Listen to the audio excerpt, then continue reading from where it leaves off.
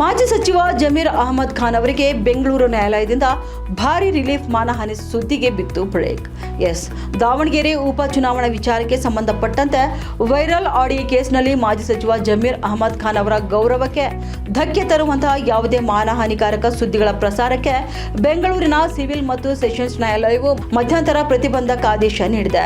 ಇನ್ನು ಜಮೀರ್ ವಿರುದ್ಧದ ಯಾವುದೇ ಲೇಖನ, ಆಡಿಯೋ, ವಿಡಿಯೋ ಅಥವಾ ಚಿತ್ರಗಳನ್ನು ಮುದ್ರಣ ಆಗಲಿ ವಿದ್ಯುನ್ಮಾನ ಮಾಧ್ಯಮ ಮಾತ್ರವಲ್ಲದೆ ಫೇಸ್ಬುಕ್, ಇನ್ಸ್ಟಾಗ್ರಾಮ್, ವಾಟ್ಸಪ್ ಸೇರಿದಂತೆ ಯಾವುದೇ ಡಿಜಿಟಲ್ ಹಾಗೂ ಸಾಮಾಜಿಕ ಜಾಲತಾಣದಲ್ಲಿ ಪ್ರಸಾರ ಮಾಡುವುದನ್ನು, ಅಪ್ಲೋಡ್ ಅಥವಾ ಮರು ಪೋಸ್ಟ್ ಮಾಡುವುದನ್ನು ನ್ಯಾಯಾಲಯವು ಕಟ್ಟುನಿಟ್ಟಾಗಿ ನಿಷೇಧ ಮಾಡಿದೆ. ಇನ್ನು ಜಮೀರ್ ಪರ ವಕೀಲರು ಮಂಡಿಸಿದ ವಾದವನ್ನು ಪುರಸ್ಕರಿಸಿದ ನ್ಯಾಯಾಧೀಶರು ಪ್ರತಿವಾದಿ ಮಾಧ್ಯಮ ಸಂಸ್ಥೆಗಳಿಗೆ ನೋಟಿಸ್ ಜಾರಿಗೊಳಿಸಿದ್ದಾರೆ.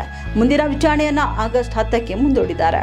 ಕೋರ್ಟ್ ನೀಡಿರುವಂತಹ ಈ ಮಹತ್ವದ ಆದೇಶದ ಬಗ್ಗೆ ನೀವೇನಂತೀರಾ? ಕಮೆಂಟ್ ಮಾಡಿ. ಇಂತಹ ಬ್ರೇಕಿಂಗ್ ಮತ್ತು ಲೀಗಲ್ ಅಪ್ಡೇಟ್ಸ್ಗಳಿಗಾಗಿ ನಮ್ಮ ಚಾನೆಲ್ ಅನ್ನು ತಕ್ಷಣವೇ ಫಾಲೋ ಮಾಡಿ ಮತ್ತು ಈ ವಿಡಿಯೋನ ಲೈಕ್ ಹಾಗೂ ನಿಮ್ಮ ಗ್ರೂಪ್ಗಳಿಗೆ ಶೇರ್ ಮಾಡಿ.